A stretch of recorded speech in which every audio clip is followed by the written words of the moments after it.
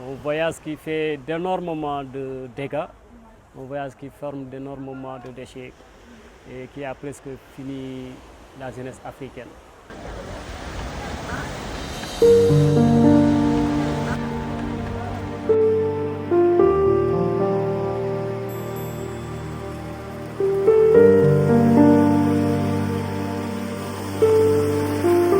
Ce qui m'a motivé, c'est lors de mon échec à l'université Cheikh Anta Diop de Dakar, parce que je croyais qu'au Sénégal, après le baccalauréat, c'est trop facile de trouver un travail.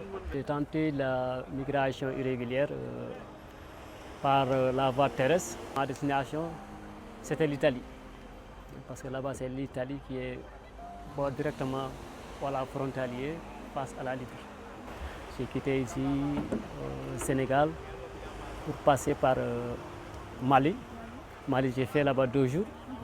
Et Burkina aussi, j'ai fait là-bas 4 jours. Burkina, je dormais même sur la route comme ça.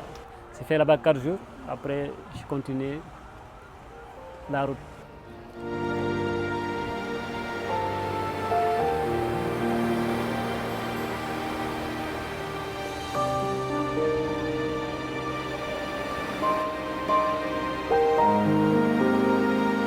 Mes difficultés, je les ai vécues aussi là-bas au Burkina.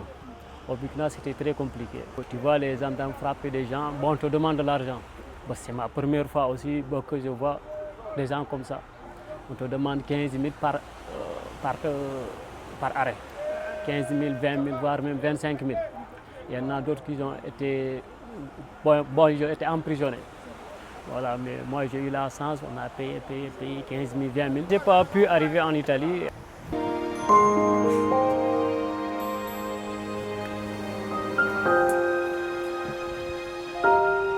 Après le Burkina Faso, j'ai passé par le Niger, et Niamey, et j'ai fait là-bas aussi 3 jours, où aussi j'étais dans des situations tellement compliquées, tellement difficiles.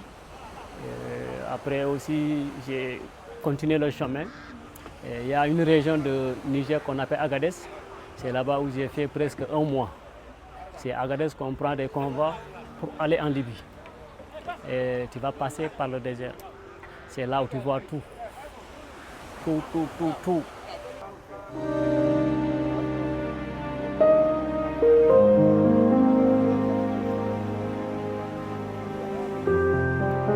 Pour moi, j'ai des souvenirs un peu tristes pour moi. Parce qu'on voyait mes camarades des Sénégalais même, ou bien on peut dire des Africains. Bon, tu les vois comme ça, mourir comme ça. Des souvenirs dont je n'oublierai jamais là-bas, c'est aussi la main. Et c'est ma main qui faisait mal. J'ai resté pendant 1 mois. Moi, je n'osais même pas aller à l'hôpital. Ce que je faisais, c'est d'aller à la pharmacie. En cachette. Oui, d'aller en pharmacie et faire des pansements par moi-même, ou bien il y a un de mes camarades qui me faisait des pansements.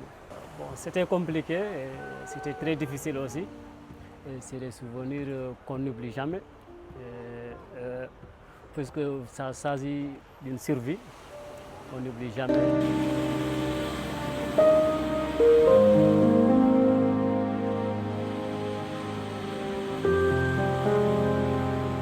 On était presque 100 et quelques qui ont été rapatriés par l'OIM, l'Organisation internationale pour les migrations. On a eu des projets. D'abord, l'OIM nous a pris comme en tant que migrants de retour.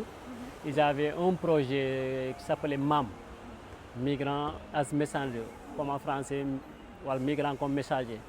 Voilà, on faisait des sensibilisations un peu partout ici au Sénégal. L'OIM nous a recruté. Moi aussi, j'ai eu la chance aussi de participer dans ces projets-là. J'ai même investi jusqu'à avoir des poulets de pondeuses. Quand j'ai franchi cette étape-là, après le business est gâté, quoi. Il y avait une maladie qui s'est entrée là-bas, qui a ravagé tout.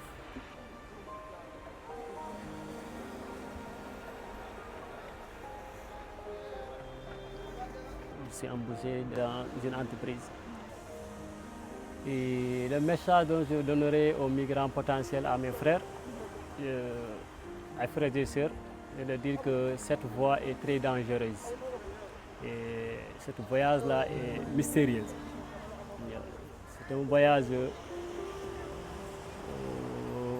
dont moi-même, je regrette beaucoup. Je regrette beaucoup des années, mes 2 années faites là-bas. En plus aussi le gaspillage. Et en plus aussi, c'est un risque. Voilà, c'est un risque pour toi, le risque de ta vie. Un voyage qui fait d'énormément de dégâts, un voyage qui forme d'énormément de déchets et qui a presque fini la jeunesse africaine. Et je les conseille de ne pas y aller et de ne même pas y penser. Et la migration irrégulière est très dangereuse. Et restons ici et travaillons ici. Voilà. Dieu, un jour, Dieu va venir, ça va venir.